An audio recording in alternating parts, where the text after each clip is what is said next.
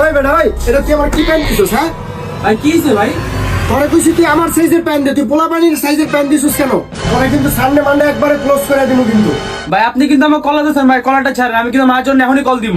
তুই কল দিবি দে, তোর মহাজন নাকি আমি ভয় পাই? হ্যালো বস, দোকানটা কেচে লেগে গেছে, তাড়াতাড়ি আসেন। কিছে কার লগে ঝামেলা হইছে? কাল লোকে ঝামেলা হয়েছে মানে এমন কলার দরছে, বিচার করবেন? কিছে ভাই, কি সমস্যা? আরে ভাই কি সমস্যা মানে? আপনি কি প্যান্ট দিছেন এটা আমারে? হ্যাঁ কি প্যান্ট দিছেন? কোমরের থেকে আমি আমার রান মোটা।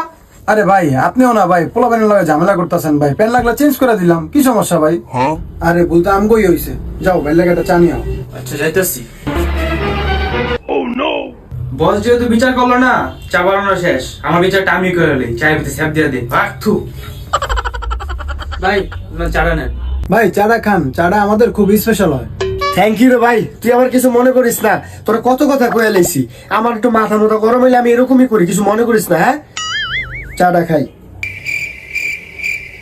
কিরে চা তো আসলেই সেই মজা, সেই টেস্ট।